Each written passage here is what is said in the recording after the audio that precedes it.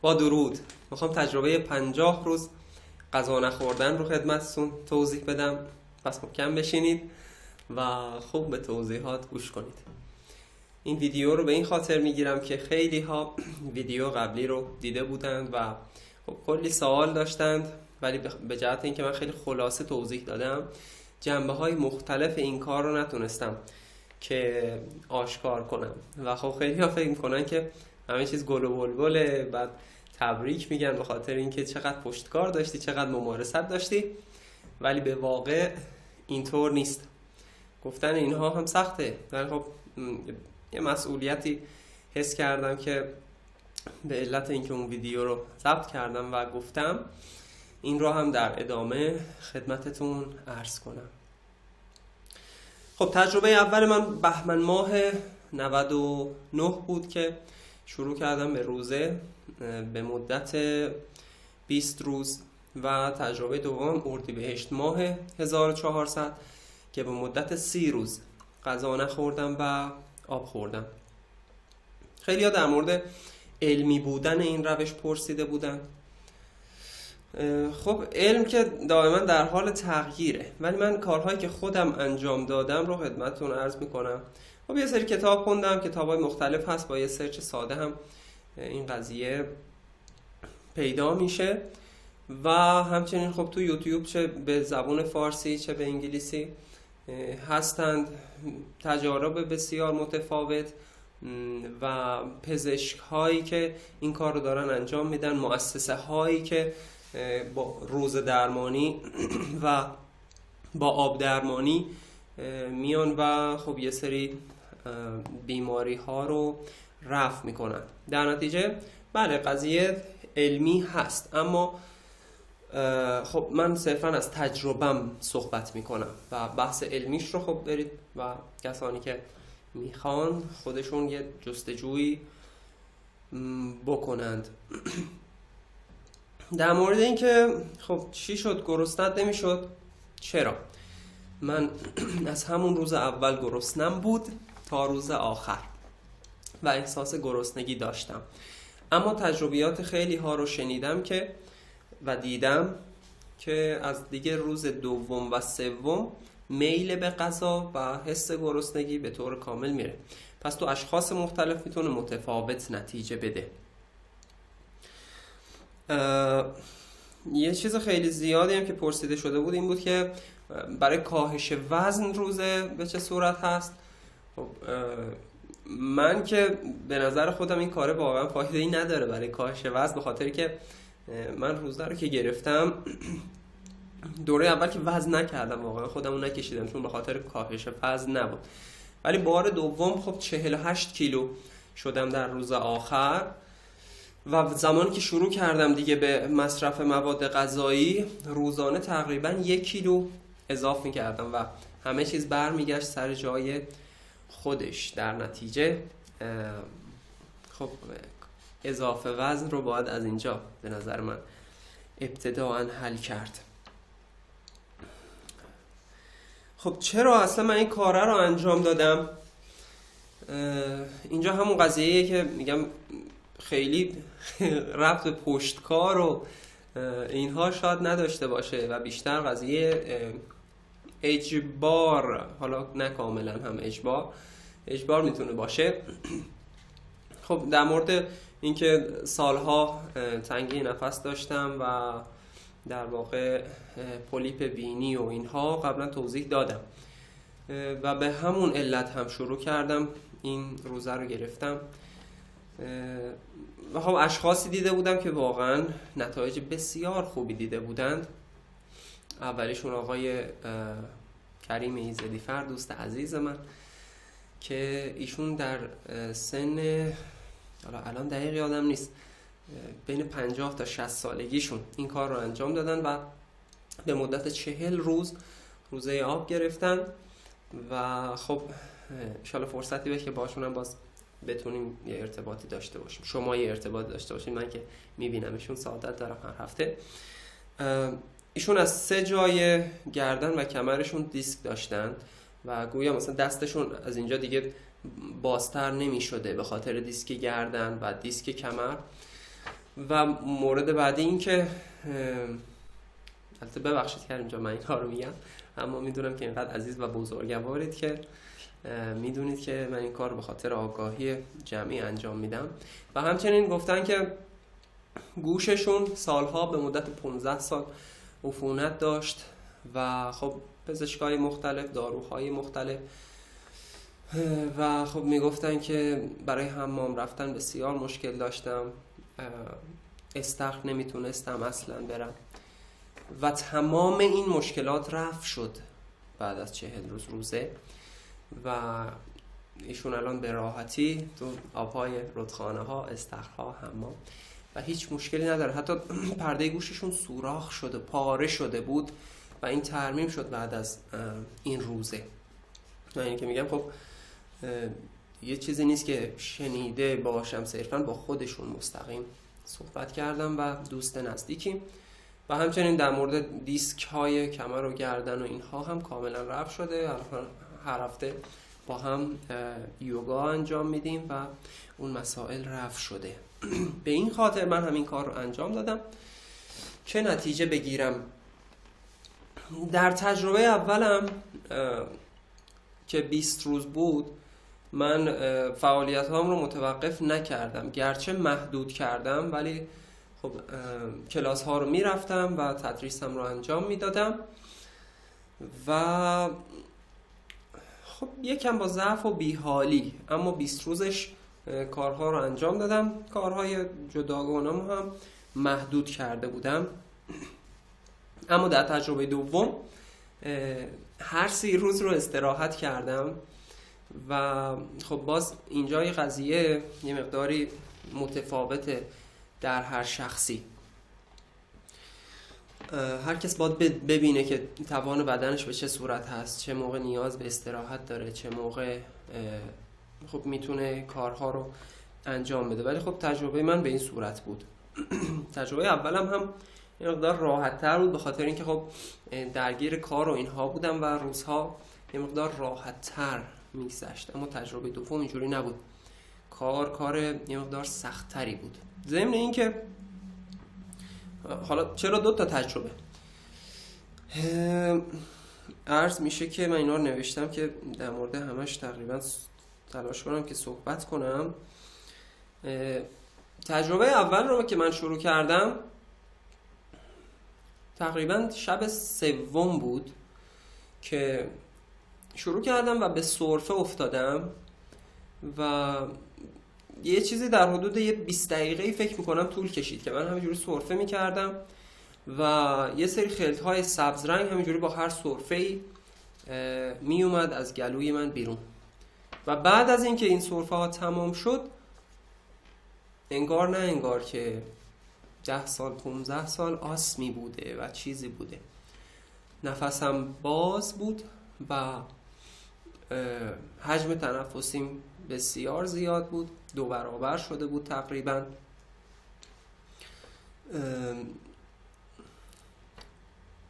تا قبل از اینکه روزه رو بگیرم مثلا شاید نفسمو میتونستم دیگه 20 ثانیه 30 ثانیه نگه دارم، ولی از اون شب به بعد مثلا به راحتی میتونستم 1 دقیقه و نیم من نفسم رو راحت نگه دارم. و خب تمام اینها امیدهایی بود که به من داده میشد که راهم رو ادامه بدم. به این خاطر این کار رو انجام دادم.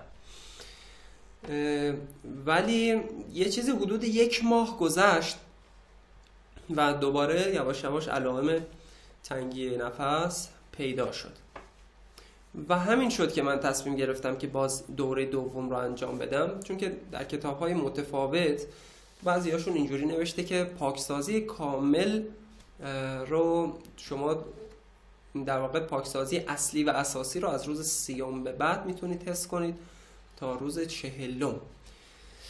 و بعد از روز 40 خب چیزی که توی همشون هم مشترک هست این هست که بعد از روز 40 زبان سرخ رنگ میشه و دیگه اثری از سفیدی درش نیست. و این تجربه رو خب دوستانم هم داشتند که زبونشون سرخ شده و به پاکسازی کامل رسیدن. این بود که گفتم خب از 20 روز حتما کم بوده و باید 40 روز باشه. و اینکه چرا 40 روز انجام دادم؟ چون واقعا دیگه توان نداشتم. که از روز 30 بخوام دیگه ادامه بدم.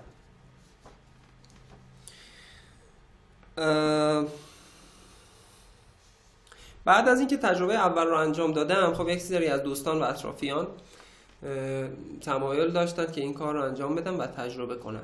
اولیش مادر خودم بود که ایشون دستشون باز نمیشد، یعنی تو مفصل‌ها خب یه سری گیر و گرفتاری بود که وقتی دست بس میشد یهو مثلا این انگشته قفل میشد و باز نمیشد، با کلی درد و حالا بعضی اوقات با آمپول و اینها این باز میشد. ولی خب یه چیزی حدود فکر میکنم 16 روز گرفتن روزه بعد از من و دست اینجوری انگار نه انگار که هیچ مشکلی بوده، همچنان هم رو به راه هستن. یه درصدی البته برگشته. و عرض میشه که یه عمه عزیز دارم که ایشون دستشون از مثلا تقریبا این زاویه دیگه بالاتر نمیرفت، ولی بعد از 1 هفته روزه الان به راحتی این کار رو میتونن انجام بدن. تمام اینها شواهدی بود که برای من که این کار رو ادامه بدم. و همچنین خب دوست عزیز دیگری آقای حیدری که ایشون هم تو سن 50 یا 60 سالگی این کار رو انجام دادن به مدت 48 روز و خب باعث درمان بسیار 2 سرطان داشتند و حالا اگه خواستید اونها رو بعداً معرفی میکنم خدمتتون که بتونید که باهاشون صحبت کنید. معده درد به هیچ عنوان نداشتم و توی همه کتابان گفته میشه که معده درد به خاطر در واقع اسید معده هست و خب وقتی شما 2-3 روز غذا نخورید دیگه اون اسیده هم نیست و قضیه معده درد بعد از تقریبا 3 روز اول رها میشه. بیحال نبودی؟ قند خونت نمی افتاد؟ چرا؟ بیحال بودم و خیلی برام جالب بود که چطور 30 روز غذا نخوردم و هنوز زنده هستم. 10 روز، 20 روز، 25 روز، 26 روز. و خب علت این هست که بدن از منابع دیگری خودش رو تأمین میکنه. اینها رو لطفاً برید خودتون مطالعه کنید. پس کتابه و مطالعه. یه سری تجربیات داشتم این که قبل از شروع روزه چه کار کنیم، چه جوری شروع کنیم. ترجیحاً از 1 تا 3 روز قبل از روزه باید صرفاً از میوه ها و سبزیجات استفاده بشه که دستگاه هاضمه یه مقدار تمیز و شستشو بشه و راحت تر بتونیم کار رو انجام بدیم. چقدر آب میخوردی؟ هر چقدر که تشنم بود، یعنی هر چقدر که نیاز بود، نه به زور نه اینکه به کم آبی خودم رو بندازم و فکر میکنم درستش هم همین باشه. چه نوع آبی میخوردی؟ آب خالص چیه؟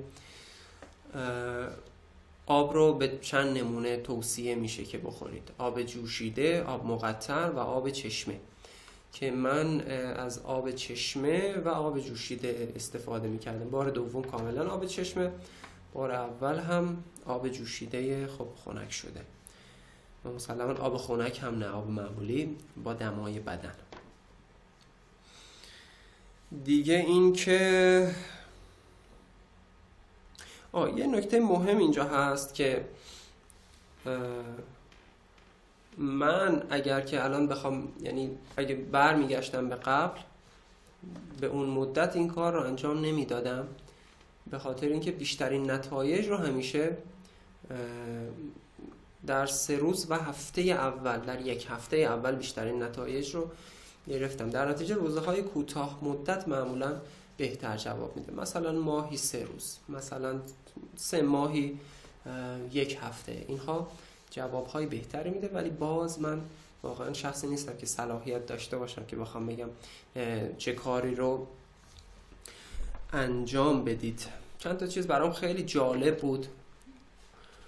اونم این که خب دور دومم باز مثل دور اول، چند روز که گذشت من نفسم عالی بود، تنفس، همه چیز بینی، همه چیز عالی. و باز 1 ماه که گذشت بعد از اتمام روزه اینها برگشت و خب باز چند ماه صبر کردم، رفتم بینیمو عمل کردم، عمل پولیپ بینی، انحراف بینی و همچنین تخلیه سینوس ها. از عملم الان یه چیز حدود 7-8 ماه میگذره بسیار خوبه، بسیار راضی هستم از تنفسم. و نکته جالب این بود که باز بینیمو که عمل کردم یه چیز حدود 1 ماه نیاز به اسپری تنفسی نداشتم، اما بعد باز شروع شد. الان هم تقریبا روزانه 1 بار از اسپری استفاده میکنم. نکته بعدی این که روزمون رو چطور تمام کنیم، حالا چه 1 روز چه 3 روز، مثلا هرچی دورش بیشتر میشه باید با دقت بیشتر این کار انجام بشه، ولی کاری که من هر 2 بار انجام دادم و بسیار خوب بود و راضی بودم این هست که ابتداً با یه مقدار آب عسل رقیق شده شروع کردم، بعد با آب میوه های رقیق شده. بسیار باید دقت داشته باشیم که پرخوری نکنیم، اجازه بدیم که معده خالی باشه و چه میوه چه آب میوه اینها رو بخوریم. بعد از آب میوه شروع کردم به پوره های میوه، بعد میوه، بعد غذاهای سبک و بعد دیگه روند معمولی.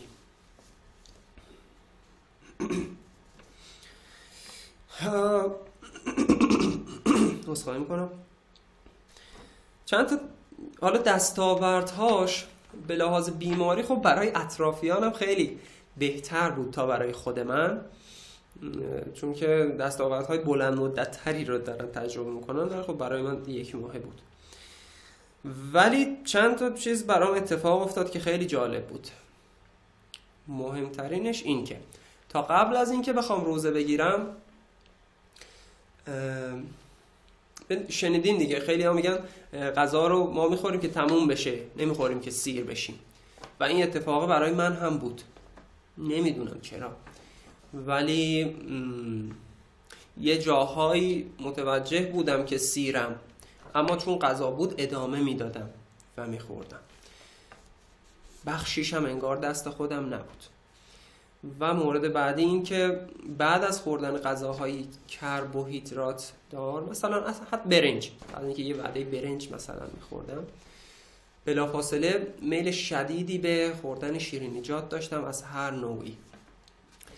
و خب یا تحمل میکردم یا اگه تحمل نمیکردم و میخوردم باعث ترش کردن معده میشد.